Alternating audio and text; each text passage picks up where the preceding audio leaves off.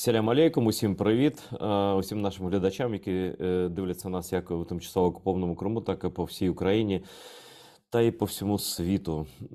Ми продовжуємо обговорювати те, що відбувається в Україні навколо України.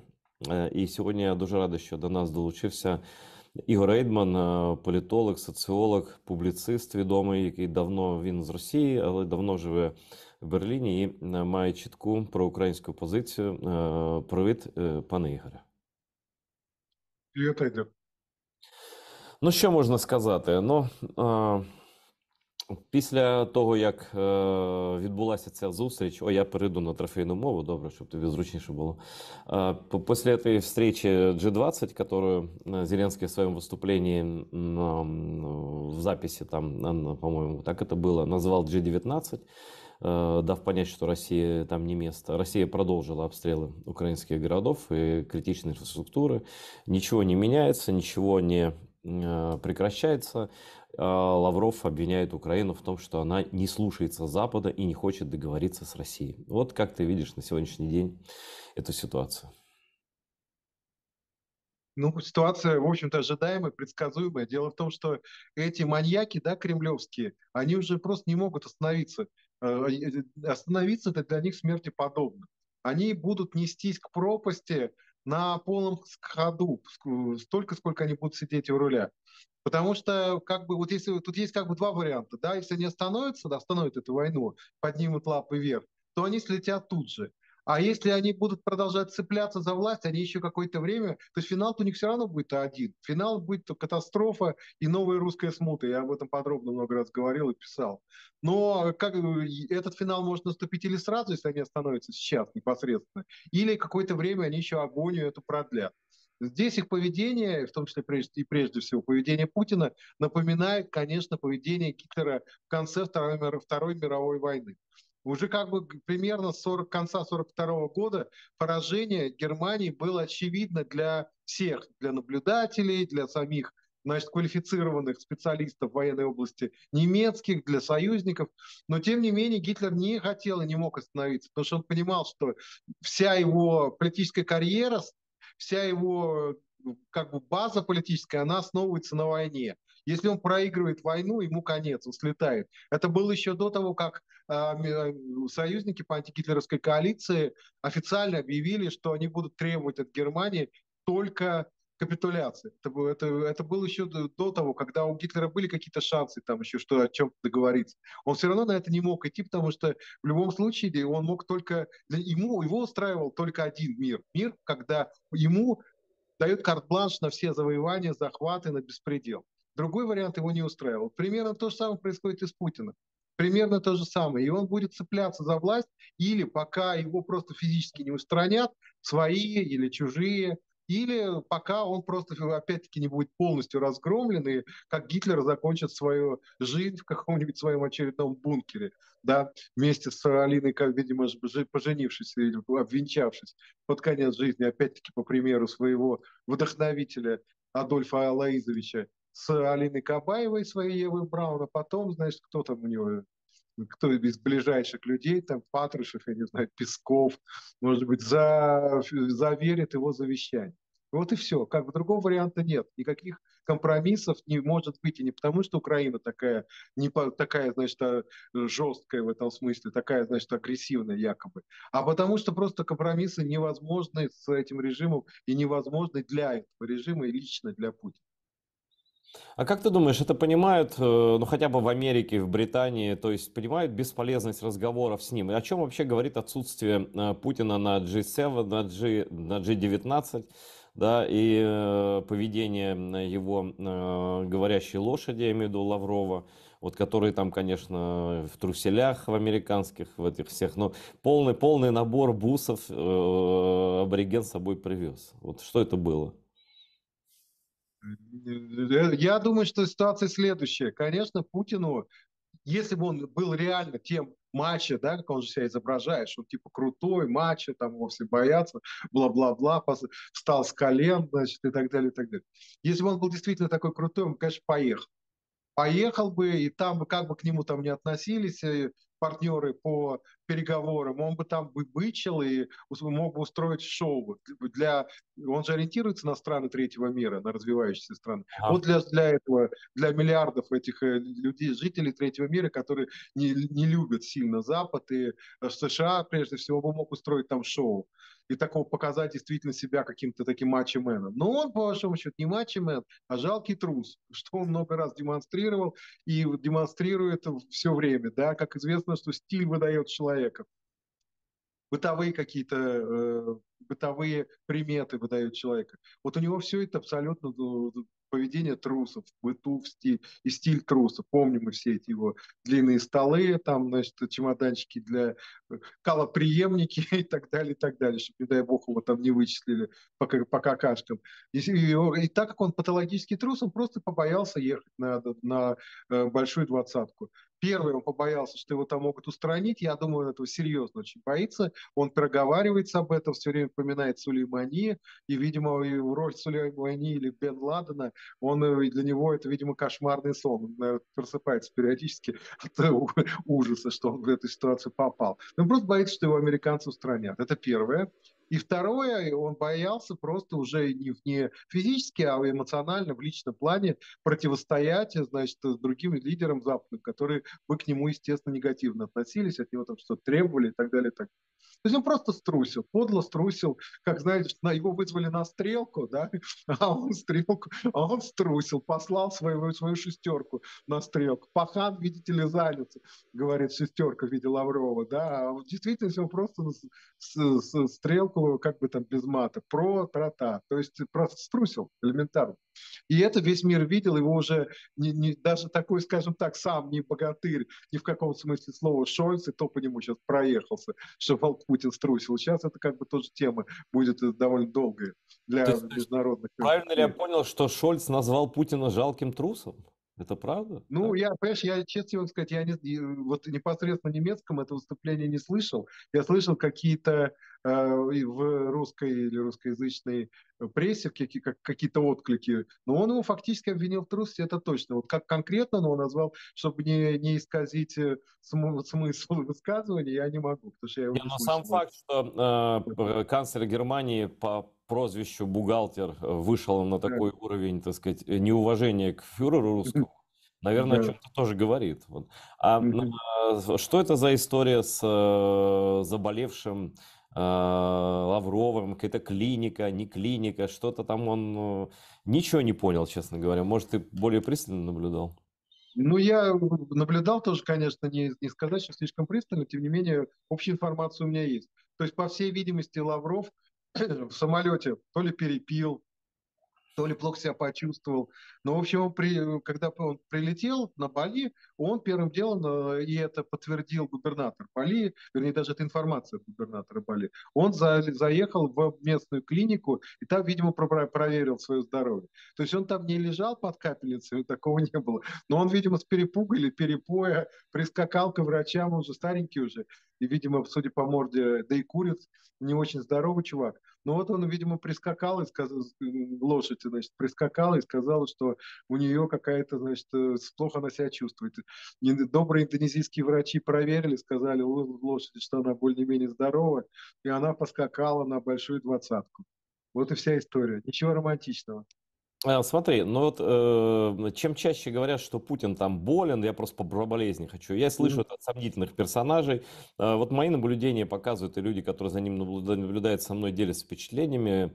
Вот говорят, что он абсолютно здоров, расслаблен, в принципе, ну, в пределах своего рейха там, да, Мгм. наслаждается убийствами украинцев. Да, Херсон сдали, конечно, но убивать же можно и дальше, в принципе. Что даже есть такая версия, что ему не столько важно вот территория захвата, сколько важно получать садистское удовольствие и распространять это на население, которое также, ну, маниакализированное, не знаю, как это сказать. То есть вот то, что показывали вчера, позавчера, там, днями вот этими после Херсона, говорит о том, что призывы одни и те же, значит, больше убивать, бомбить, все уничтожить, все вывести из строя, там, жестче, жесточе, чаще, то есть Никаких там, но хотя уже что-то там звучало по поводу того, что они что-то не очень уверены, что они эту войну выиграют, да, ну как-то это отрицательное наступление идет уже давно, вот. А что ты скажешь относительно того, как это показывают русским? Ну да, я, конечно, тебе честно признаюсь, российское телевидение я не смотрю, мне нужно бы, да, в профессиональном плане вот смотреть, но я не враг себе, понимаешь, я не мазохист, я его физически не могу смотреть, просто реально физически не могу смотреть. И Путина, кстати, я не могу физически слушать на видео, я могу только читать тексты. Но вот тексты, стенограммы всякие я читаю, да, просматриваю, по крайней мере.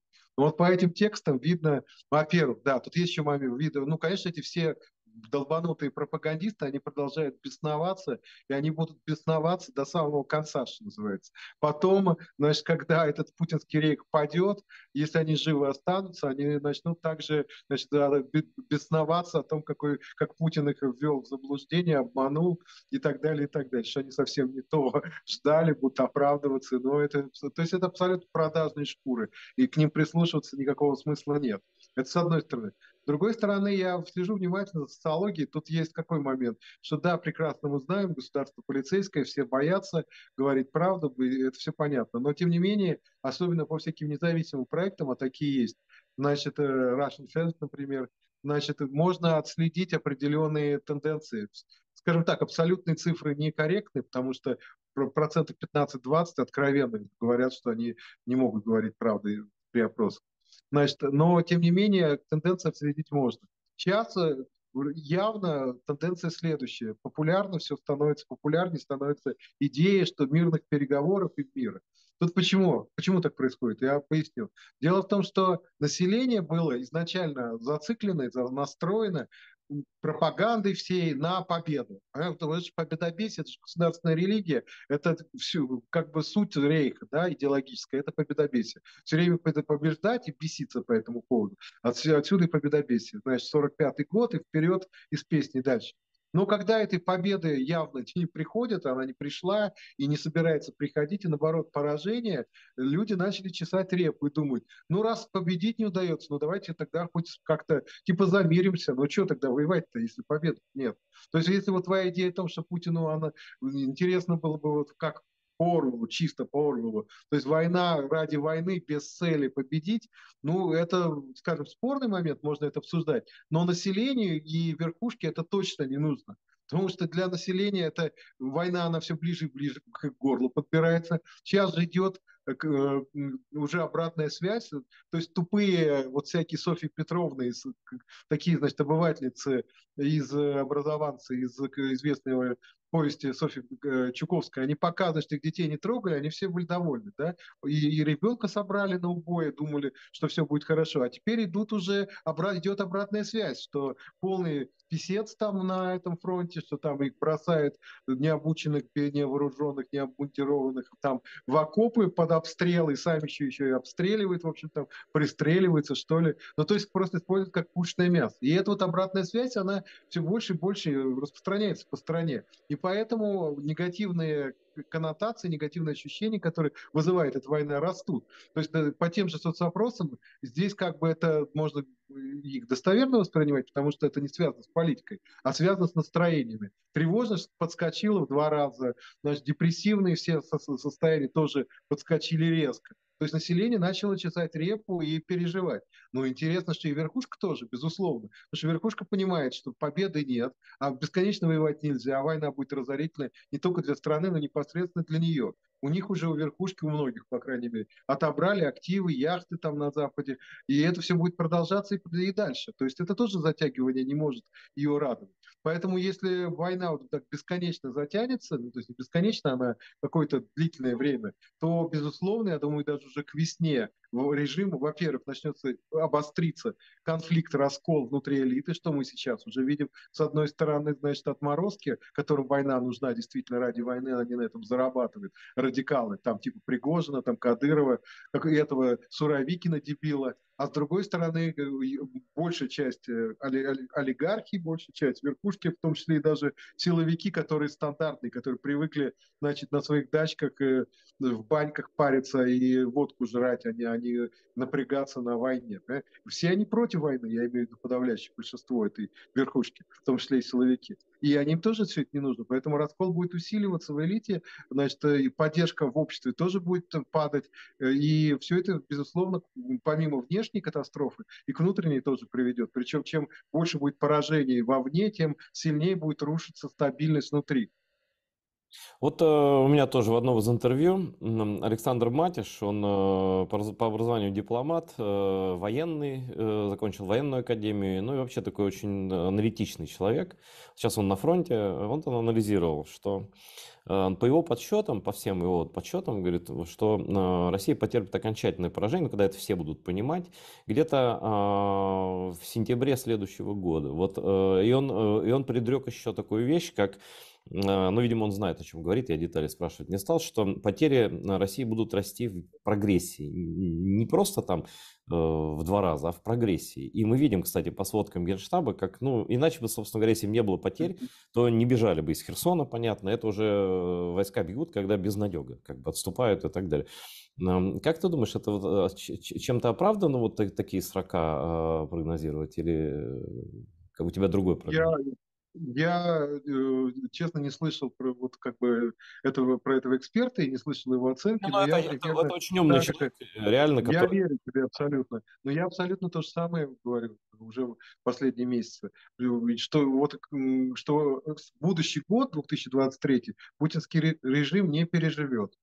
Не переживет. И я думаю, что его поражение будет очевидно даже раньше.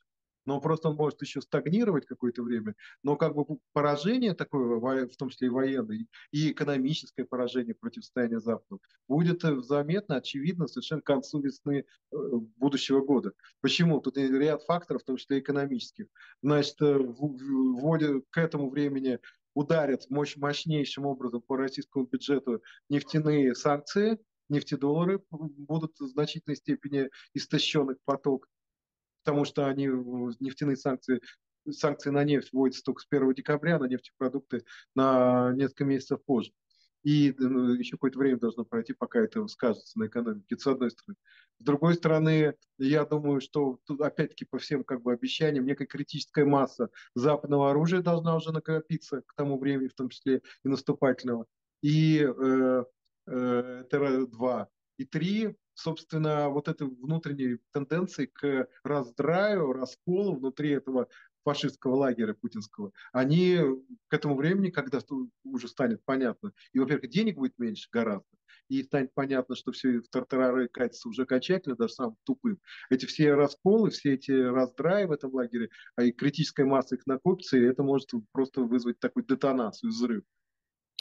Ты, в том числе социолог, и работал с этим прекрасным народом когда-то. Вот, наверное, он, может быть, изменился с того времени, но мне кажется, что не очень сильно. Поэтому вот мне как рассказывают наши вот аналитики, которые, ну, и они с пленными разговаривают там и так далее, что мотивирует? Основная мотивация, ну, там есть процентов 10, одни, мне даже сказали, 15 до 20 таких идейно мотивированных среди военных, среди вот этих, ну, наемников, там, среди ну, неважно, в общем, в целом 15-20%, да, таких, которые вот действительно думают, что они живут для того, чтобы Украину уничтожить, там, Великую Россию там, и так далее, среди вот этих военных, условно, террористов. Вот. Но все-таки основная мотивация, как вот, ну, большинство говорит, это основной массы деньги. Они не представляют себе войну, ну, во-первых, надеяться на русский авось. Это меня-то точно не убьют, меня-то за что, меня пронесет, меня отправят в тыл, меня Бог бережет. Вот у меня иконка тут на торпеде в машине, я ее с собой взял.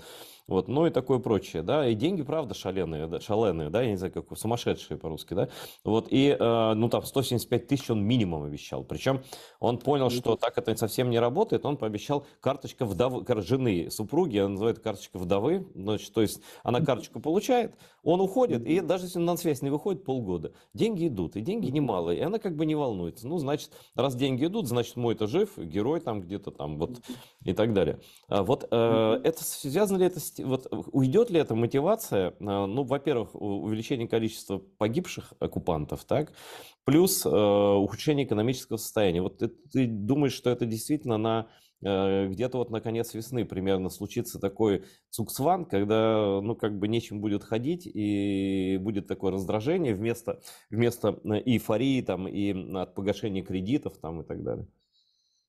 Да, ну, кстати, во-первых, уже много информации, что обманывают с этими деньгами. И народ там, я имею в виду эти, значит, мобилизованные или там наемники, они там начинают уже роптать. Я думаю, что будут и дальше обманывать, потому что, вот понимаешь, еще есть какое отношение? Отношение путинской верхушки к населению, как к быдло массе. Зачем им бешеные деньги платить? Я думаю, что они не будут, они их обманут. То есть, может, поначалу и будут платить, но вскоре начнут кидать эти деньги, просто воровать. Я думаю, что эта тенденция будет увеличиваться и увеличиваться. Это во-первых. Во-вторых, ты прав, абсолютно пример такой же и в населении страны. То есть вот таких идейных отморозков реально 15-20% не больше. Остальным все это по большому счету до фонаря. Они все ориентированы чисто на свои внутренние, значит, такие потребности совершенно, находящиеся в самом низу пирамиды Маслоу. Ну вот, поэтому, да, и вот эти люди, конечно, но, с одной стороны, с другой стороны, среди этих базовых потребностей, конечно, есть и потребность в жизни. Я думаю, что, и мы видим, если бы Путин мог чисто нанимать людей, он бы не вводил всеобщую мобилизацию. Он бы просто продолжал бы наращивать свою армию в таких же объемах за счет наемников. Но наемники у него начали заканчиваться. То есть, по крайней мере, они не могли восполнить те потери, которые несла российская армия в Украине. В результате он все-таки вынужден пойти на мобилизацию, и это большая проблема для него, потому что, как я уже сказал, пока мобилизованные ни хрена их родственники, может, вначале в большинстве не понимали, под что они подписались, но сейчас уже в стране пошла обратная связь от мобилизованных назад в те места, где их мобилизовали. И эта обратная связь в основном совершенно жуткая, что их там просто на убой посылают, чуть ли не, и даже называют уже как-то унизительно, там, что чуть-чуть не бревна, я имею в виду кадры военные, используют на самых таких, используют просто как реально как пушечное мясо. Естественно, что это будет как бы вызывать недовольство населения, во-первых. Во-вторых, я думаю, следующая волна мобилизации, а будет ведь еще одна волна, 100%, причем я думаю, она начнется непосредственно после того, как закончится осенний призыв, и военкоматы просто технически разгрузятся, подготовятся к новой волне мобилизации. То есть это будет где-то под Новый год, значит, а может чуть позже. Вот. Собственно, она будет идти, я думаю, гораздо тяжелее. Люди уже такие немного, даже самые тупые уже будут понимать, куда их пошлют. Ну, кстати, вот мобилизация проведена, 300 тысяч минимум, все в ружье, все за родину, но наступление отрицательное почему-то. Как ты думаешь, почему не дает результатов? Такая, ну, понятно, что идея была такая, все в ружье, ну, давайте первый слой снимем, потом еще будем выгребать еще. Почему не срабатывает, по крайней мере, ну, мы не видим такого, да, военным тяжело нашим, конечно, они действительно, то, что ты сказал, мне рассказывают люди про эти бои, с ума сойти можно, вот реально, их просто, они бегут на пулеметы. Вот наши ребята вспоминают Вторую мировую войну, это реально. Да, но тут почему это не дает эффекта, это понятно. Потому что все-таки по сравнению с той же Второй мировой войной, нынешняя война, она более технологична. Она более технологично завязана на всякие информационные технологии, на разведку в большей степени, на робототехнику всякие и так далее, и так далее. Значит, просто вот условную массу людей, их можно погнать на убой, но только толку от этого никакого не будет. Если они неплохо вооружены, если логистика скверная, если планирование операций скверное, то это просто выливается, и я много раз читал об этом, что просто людей посылают, значит, куда-то в поле в чистое с ржавыми автоматами, с железными касками и велят рыть окопы. А дальше их просто артиллерия уничтожает стремительно. То есть это таким образом Путин может достичь, если у него цель убить как можно больше людей, в том числе и прежде всего своих, то он с помощью этой мобилизации такую цель, как ты, видимо, считаешь, достигает. Он действительно убивает много людей, прежде всего своих, но какую-то отчасти все-таки там они, может быть, каждый там сотый этот мобик уносит с собой и украинского солдата тоже. Это не может повлиять на ход войны капитально, стратегически, но может как бы увеличить количество жертв. Если у него такая цель, то тогда он его достигает. И если у него цель победить, то он таким образом, конечно, эту цель никогда не достиг. А какие варианты, вот если встать на их логику, есть победить? Мгм.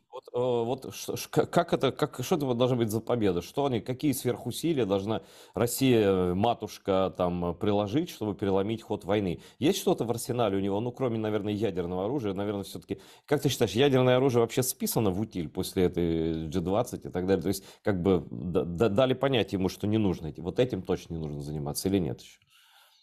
Ну, во-первых, ему дали понять, и он утерся. Но это не значит, что когда он поймет, что ему полный уже абзац приближается стремительно, что он не начнет опять трясти ядерной дубинкой. Потому что кроме ядерной дубинки у него ничего нет за душой абсолютно. Что они могут сделать? Ну, могут они наклепать побольше этой военной техники. И то я тебе хочу сказать. Тут же какая ситуация? Дело в том, что Путин, как мы вот говорили о том, почему Путин на большую двадцатку не приехал, что он как бы строит из себя матчмена, а в действительности он трус. Ну вот он также и строит из себя, там, не знаю, какого-то фюрера, это Гитлера или Сталина, да. Но по большому счету он даже в качестве диктатора и в качестве военного такого лидера нации, он категорически неэффективен. И, кстати, многие в России вот из партии войны это замечают и пишут об этом там в своих телеграм-каналах. Вот, То есть расскажи, ничего, кстати, ничего, расскажи, кстати, что? об этом вот расскажи. Там же вроде Дугин, ну, который прям просто там идейный отец путинизма, да, такого русского фашизма, значит, что-то там вякнул на фюрера, чуть не призывал его утилизировать за, ну, как бы, за бракованностью, вот, это же не нужен уже такой, да. Плюс ты написал нам, и не раз, по-моему, уже написал про товарища Пригожина, который просто рвется в бой и изображает себя Сталина, всех казнить, расстрелять, значит, к ногтю, значит, вот эти боевые кинорежиссеры типа Шахназарова, значит, призывают 2 года призывать, там, всех призывать, расстреливать за трусость, там, ну, по полной программе. Ну вот реально, вот ты говоришь, когда путинский режим рухнет, а придет пригожинский режим, там, или кадыровский режим, или это невозможно, или это в случае как бы каким-то образом нейтрализации Путина, это все посыпется все равно. Да, я думаю, что посыпется. Я сейчас тебе попробую пояснить, почему, свое мнение, по крайней мере, высказать.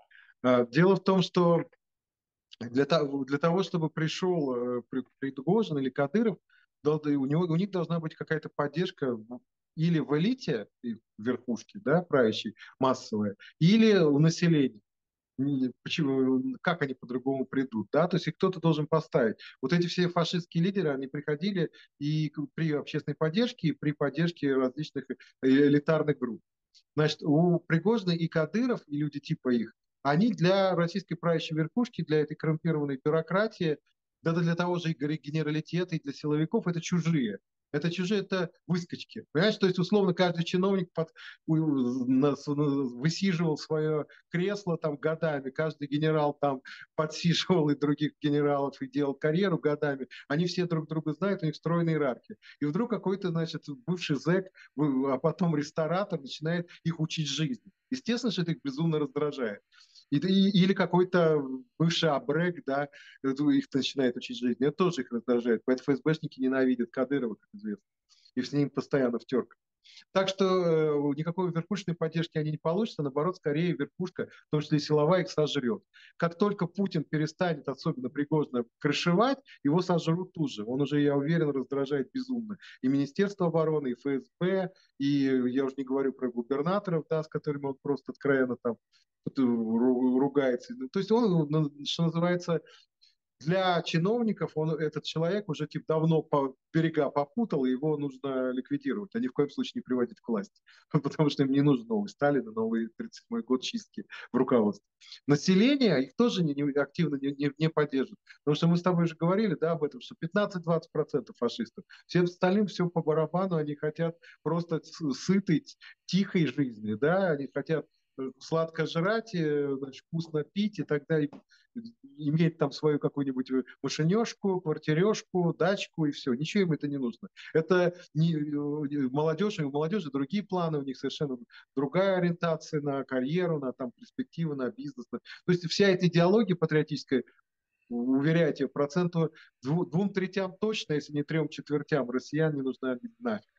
Значит, поэтому, собственно, никаких перспектив я у этих фашистов не вижу. Я вижу другие перспективы. Когда уберут Путина, вот эта номенклатура коррумпированная, я в данном случае употребляю это слово скорее в позитивном ключе, потому что лучше коррупционеры, чем фашисты и убийцы, значит, и разжигатели ядерной войны.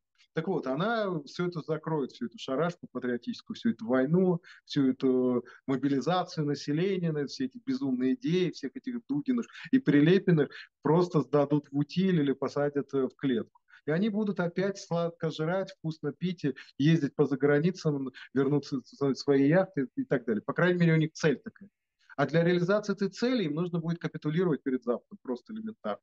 Отдать Украине валюта, те резервы, которые Запад арестовал, или даже больше, ну и так далее. Ну, естественно, земли все отдать. Смотри, вот Пригожин ведет себя очень борзо, Кадыров себя борзо ведет и так далее, но, по-моему, очевидно, что это часть игры в солдатиков, вот это, как он играет в пушечное мясо, в кровь, в терроризм, как будто действительно в игре в какой-то компьютерный фюрер сидит этот, а это часть такой верховой игры, понятно, что он их крышует, что без его разрешения Путина никакой повар там не открыл бы даже уголок рта, понимаешь, чтобы вот такое устраивать. Это он таким образом не устраивая реального террора, держит их в страхе. Вот мне тоже говорят, знаешь, разговариваю с этим человеком, он утверждает, что Медведев почему такой злой-то? Не потому, что там у него, я не знаю, велосипед без седла, а потому что они все должны просто, они как бы говорят фюреру, не тронь меня, я такой же кровожадный, как ты, мне тоже нравится кровь, я хочу убивать, там, я ненавижу Украину, я хочу ядерную войну, ядерную войну, ядерную войну. То есть меня не за что карать. То есть они что, чувствуют, предчувствуют, что могут быть какие-то репрессии вот этой пятой точкой своей, наиболее чувствительные? Я думаю, что вот Медведев, он конкретно пытается, если говорить о нем, он пытается реабилитировать себя перед фюрером за имидж прежний, либерала и западника. Это же известная история, что Мгм. одна из формальных причин, по которых его выперли из президентского кресла и вернули туда Путина, Путин, вернее, вернулся, его же верхушка эта силовая обвинила в том, что Медведев сдал Ливию, сдал Каддафи американцам. Потому Мгм. что в тот момент он формально управлял, ну, он был как бы ответственный за внешнюю политику страны, и Россия в ООН не наложила вето на резолюцию, позволяющую силовые акции против Каддафи. И фактически открыла тем самым возможность для бомбежек тогда Ливии. Ну, помнишь всю эту историю. Вот. И теперь Медведь пытается доказать всем силовикам Путину, что теперь-то он точно крут, что он теперь кровожадный медведь, медведь-людоед, что он готов любого порвать, разорвать там. И в таком духе, конечно, это смешно выглядит. Я думаю, даже сами же эти все силовики, тот же Путин над ним ржет. Я думаю, просто в голос, если они читают его посты, потому что они же знают его, что это все представляет. Вот, это с одной стороны. С другой стороны, зачем Путину нужны вот такие персонажи, как Пригожин и Кадыров отчасти. Ну, Кадыров там Чечню еще держит. А Пригожиному сейчас нужен чисто конкретно как боевая единица. Потому что, значит, была такая ситуация, об этом были утечки в разных СМИ, да и слухи тоже ходили, что, значит, Пригожин своим борзым поведением, в том числе потому, что он наезжал на Беглова, это губернатор Санкт-Петербурга, который является креатурой Юрия Ковальчука, ближайшего к Путину человека. А Пригожин на него начал наезжать. И Пригожин начал терять свое влияние.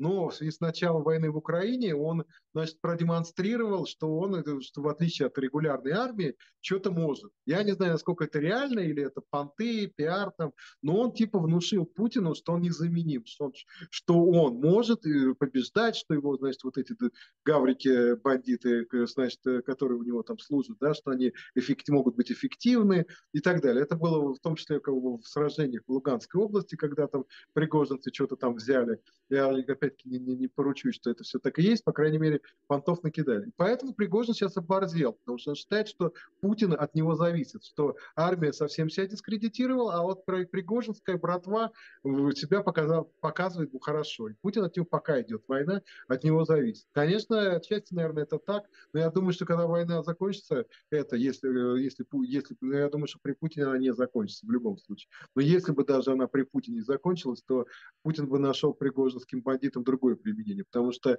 без войны этот режим и лично товарищ Путин существовать не может, это мы еще видим с очевидностью уже давно. Ну вот, значит, Медведев, судя по всему, играет роль Хрущева при Сталине, да, роль да, человека, над которым смеются там в окружении фюрера. С одной стороны. С другой стороны, Пригожин это такая дубинка, тот лает, это значит может и убить в случае чего. То есть у него имидж абсолютно просто людоеда, который может покарать и уничтожить физически. Я думаю, многие трясутся, как и Кадыров то же самое. Но тем не менее, ну, кого-то они могут убить, конечно, там из своих неудачников, вагнеровцев или кого-то еще казнить там и так далее, но никаких элитных репрессий не происходит. На чем держится, вот ты говоришь, он не Сталин, он действительно Путин не Сталин, потому что он по сравнению со Сталином по отношению к своим элитам, он очень-очень добрый и мягкий. И все-таки доведется ему перейти эту грань и стать все-таки кровавым диктатором, который опричнину свою сказал, вот такую, который будет просто там мочить, хватать, сажать и так далее, и так далее. Вот, сможет ли он перейти вот эту грань, когда почувствует, что ему нужно как-то спасаться уже внутри рейха, так как снаружи не очень получается? Мочить, карать, там, хватать они могут, но рядовых людей, оппозиционеров, там, простолюдинов и прочее, прочее. К своим, к вот этой боярской верхушке своей, Путин действительно относится трепетно. И он, я думаю, не сможет себя здесь переломить. Может быть, если как-то будет какой-то разоблачен сверхзаговор, да, как это было в 1944 году при Гитлере в Германии, да, какие-то, что в результате после этого заговора начались чистки. Может быть, какой-то заговор разоблачен будет. После этого начнутся чистки. Но я и в этом сомневаюсь. Вообще Путин ментально не может выполнять роль лидера воюющей нации. Вот в отличие от Муссолини, Гитлера, даже Сталина, он эту роль не может выполнять, потому что он слишком квел, вял, ленив, невыразителен, не харизматичен, не энергичен, в нем не бьет какая-то энергия, злая даже энергия. Он просто такой паук, такой тихушник, понимаешь? Вот он, он выбрал совершенно не тот вариант, это была одна из его ошибок, совершенно для него фатальных, я считаю, что он начал полномасштабную войну, не осознавая это. Потому что это он не может ее вести, эту полномасштабную войну. Он лидер или там диктатор, вождь, кто угодно, но не войны, не военной страны. Не... Он может руководить спецоперацией. Вот спецчекистская, такая шпиковская, да, такая подпольная, хитрозадая деятельность, это в его стиле. Спецоперациями он может руководить, реально. Поэтому, наверное, он и назвал войну спецоперацией. Это такая проговорка по Фрейду. Но реальной войной, которая идет полномасштабный 24 февраля, он руководить не может. Не может руководить обществом в условиях войны. Да, кстати говоря, ты же у нас в Берлине находишься, ну как там, Германия замерзла? Да, прямо замерзло. Мы тут до недавнего времени еще в майках ходили, реально совершенно. Реально. Вот сегодня, последняя неделя стало похолоднее. Абсолютно никаких проблем я с этим не вижу. И могу тебе даже сказать, что по деньгам я тоже ничего пока не потерял. Есть информация, что какие-то провайдеры повышают цены, но мой провайдер, вот, например, за электричество, он мне написал, что с огромными извинениями, извините, пожалуйста, простите нас, грешных, но в связи с ситуацией мы вынуждены будем повысить вам цены с начала будущего года, 2023, но только на полгода. После этого мы вернем цены назад. Ну, то есть ничего катастрофически страшного нет. По поводу тепла тоже я не вижу никаких больших проблем. Так что все эти... Это же Путин же, он, помимо всего прочего, очень и его вся верхушка, они очень самонадеянные люди. Они, дурачки, думали, что они сейчас поставят европейцев на колени, и те замерзнут зимой. То есть, видимо, географию они тоже не знают, не только экономику, но и географию не понимают. То есть они считали, видимо, что Европа — это Гренландия какая-то вся, живут там во льдах, и без российского газа они им просто хана. В действительности, я думаю, что в Германии реально пока никто просто не топит еще, потому что так тепло, но это абсурд. То есть я думаю, что отопительный сезон будет, ну, месяца два максимум, и то это будет считанные дни, когда люди топят в эти месяцы. Слушай, Игорь, ну а как вот они не знают Запад? Ну вот дочь актера-фашиста, как его зовут, Дмитрия Харатьяна, живет в Швеции и очень страдает от русофобии там. Вообще они все страдают от русофобии до невозможности просто. Вот. При этом, ну как бы, как вот это у них получается, что их дети здесь, я думаю, многих дети, ну здесь, в смысле, в цивилизованном мире, по эту сторону добра и зла, да, а они там сидят и жалуются. Вот что, правда, не поняли, что случилось. И вообще, как изменилось вот даже вот твое на улицах, там где-то, в разговорах, я не знаю, в транспорте или где-то еще, вот как они себя ведут сейчас, россияне, в Западной Европе? Ну, россияне в Западной Европе это как бы они ведут себя по-разному, да, это не единая какая-то Путина бы хотелось, да, чтобы это такая армия была, пятая колонна. Тут россияне абсолютно разные. В Берлине множество россиян, которые перманентно ведут, по крайней мере, информационную какую-то политическую борьбу с путинским режимом и пытаются поддерживать Украину. Причем даже не одна, когда я вот сюда приехал, да, это фактически была одна группа наша небольшая. А сейчас таких групп уже множество, акций полно всяких, и петиций, что угодно люди делают, молодые, молодежь, студенты, те, кто приехали сюда по работе, там, ну, то есть совершенно разные люди. С одной стороны. С другой стороны, есть и условная пятая колонна путинская, она, конечно, никуда не делась. У них есть сети всякие в Телеграме, а это называется, знаешь как, гражданская оборона русских. Гор, сети в Телеграме такие. Это они типа собираются оборонять русских от непонятно кого. Русским здесь никто не угрожает. Там даже до того, знаешь, доходит, что ну, я мониторю так просто по своим делам, такие эти все эти ресурсы, что там они, например, голосовалки устраивают. Если начнется война, значит, НАТО против России, что вы будете делать здесь, в Германии? И варианты ответа, ну, например, значит, будут служить немецкой армии и воевать. 3%. Значит, уйду в партизаны, процентов 20. То есть реально. То есть, да, есть эти отморозки, реально пятой колонны, они даже не скрываются. То есть, поэтому как бы все по-разному.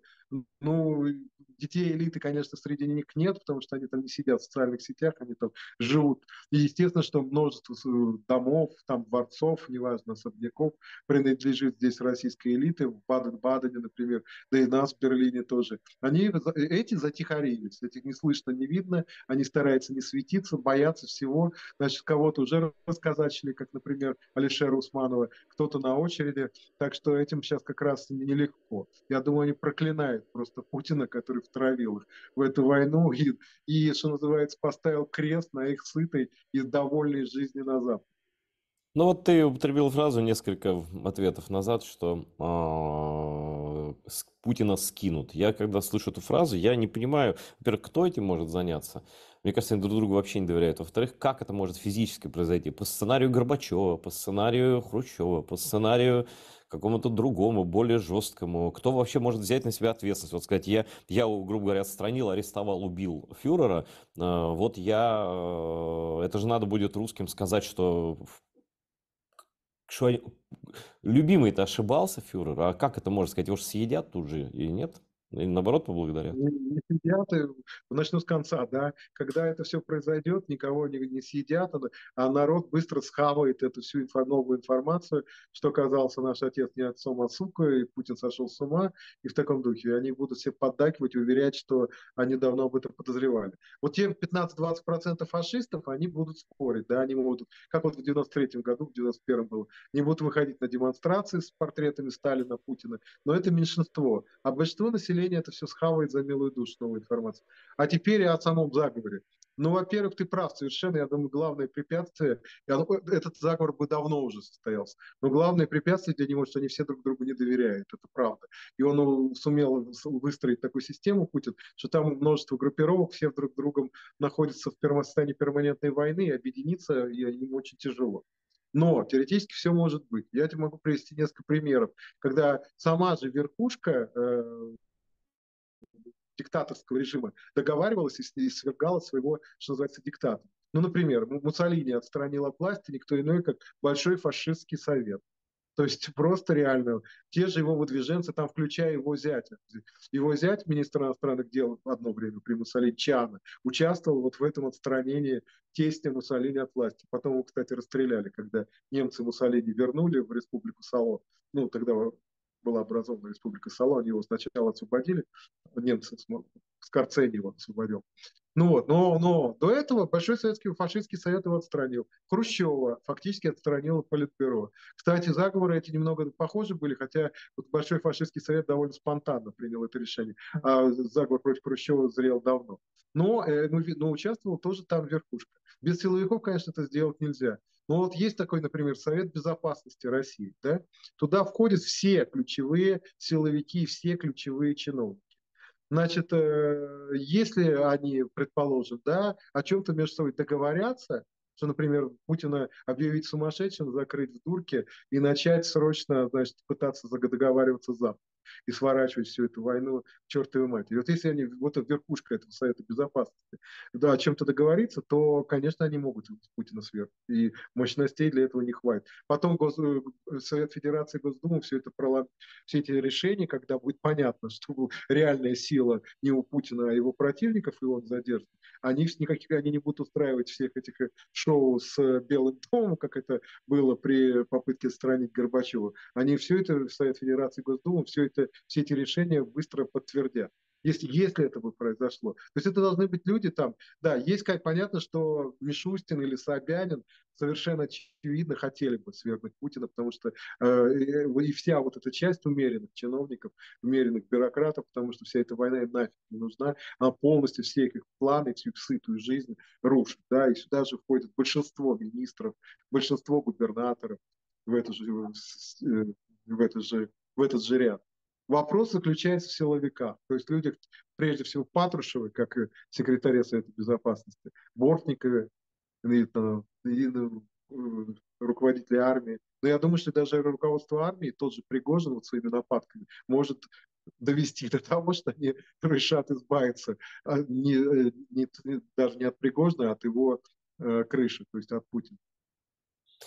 Смотри, но все-таки тот сценарий, о котором ты говоришь, в каком бы ты виде это не могло бы случиться, он обусловлен тем положением на фронтах. Ну, даже Столтенберг сказал, который уж такие все осторожные такие, сказал, что, ну, как бы вся дипломатия сейчас решается на поле боя, не о чем разговаривать фактически и так далее. Вот что должно произойти, то есть, с другой стороны, вот у нас даже министр обороны, еще кто-то сказал, что в Крым мы войдем без боя. Ну, я не знаю, как оно будет на самом деле, с боем или без боя, но что должно случиться, когда, ну, вот всем уже станет понятно, что все, Путин проиграл, лузер, и точно надо перезагружаться, иначе всем кранты. Это что? Это потеря Крыма, это отвоевать Донецк и Луганск. На каком этапе может случиться этот перелом хребта, веры вот в фюрера и в том, что его нельзя трогать, что он вот все-таки нас ведет правильно. Ну и потом же они, еще один вопрос в вопросе, они же все эти Патрушевы, они тоже военные преступники. Как они рассчитывают на прощение? Вот интересно. Да, значит, по первому вопросу, я думаю, что даже отступление к границам 24 февраля уже бы переломало хребет путинскому режиму и его лишило бы его поддержки. И это уже для Путина отступить к границам 24 февраля – это расписаться в полном своем крахе, в полном своем поражении. Тогда все напрасно было и так далее. То есть это понятно. Значит, теперь о том, значит, Патрушевы, Фигатрушевы и прочее. Ну, во-первых, я, конечно, ни в коем случае не утверждаю, что Патрушев собирается свергать Путина. Я этого не знаю. Я говорю, что это как бы одна из возможностей, один из вариантов. Да? Это как бы реализуется эта возможность или нет, я не знаю, безусловно. Потому что они военные преступники, очевидно. Но знаешь, вот как бывает, если мы вот приводим тоже исторические примеры, ну, например, в Аргентине, да, значит, в Аргентине режим был жесточайший режим, значит, военной хунты, и они, чтобы поднять популярность, решили устроить маленькую победоносную войну, захватить Фольклендские острова. Значит, получили люлей от британцев, слава Маргарет Тэтчер. И дальше, значит, естественно, этот режим посыпался. И, значит, они стали, эти военные, передавать друг другу руководство хунты.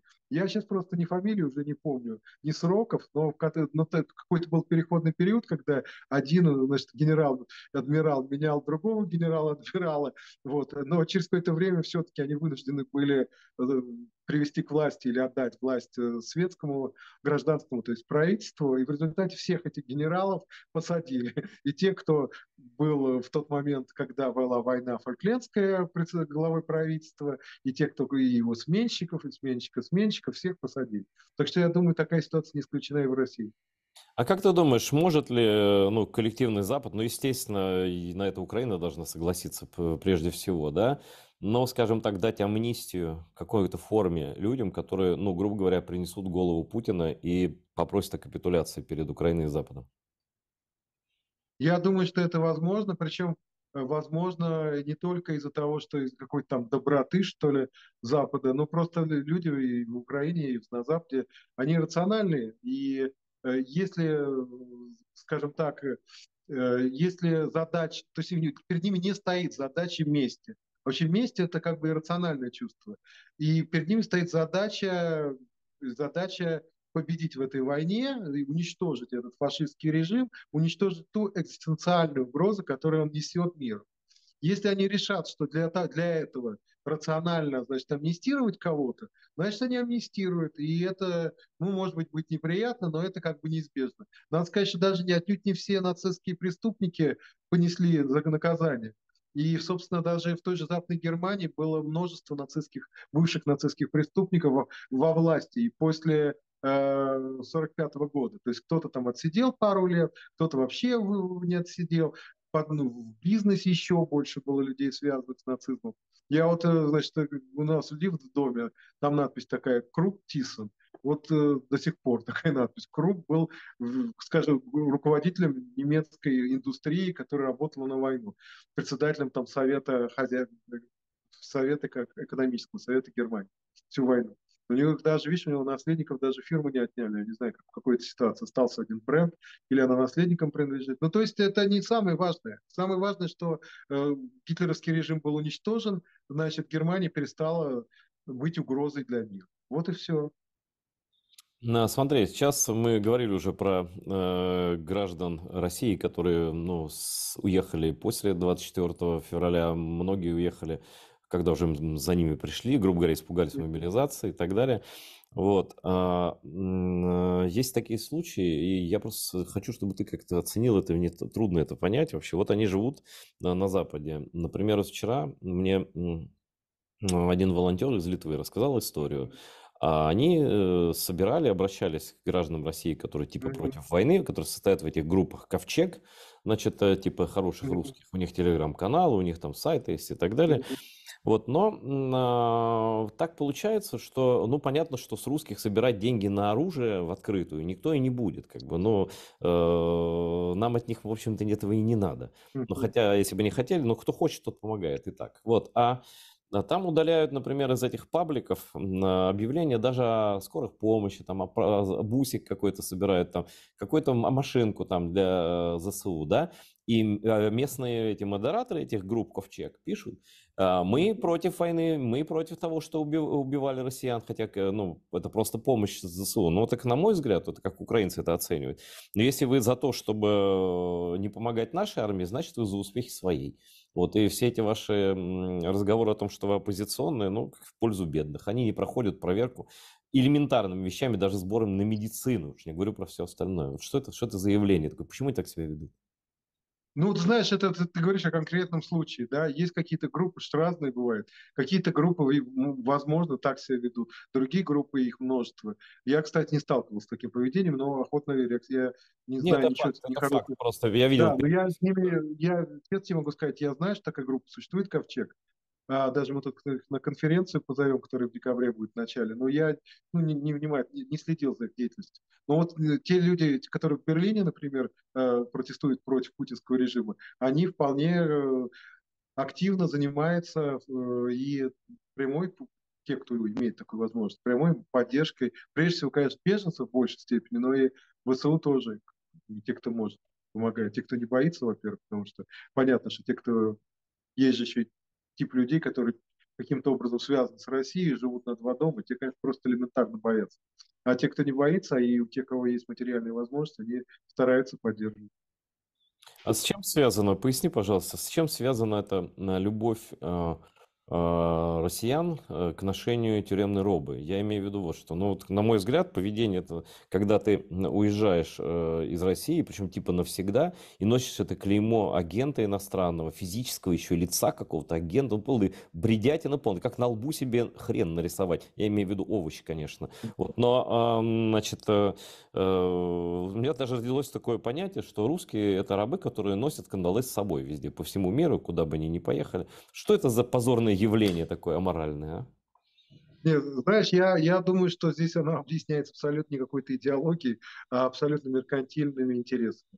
То есть у людей есть в России собственность, они боятся, что эта собственность, что их там приговорят ко всяким безумным штрафам, и под этим предлогом эту собственность арестуют. И все, это элементарно объясняется. И, кстати, некоторые люди против этого выступают, в том числе, которые живут в России.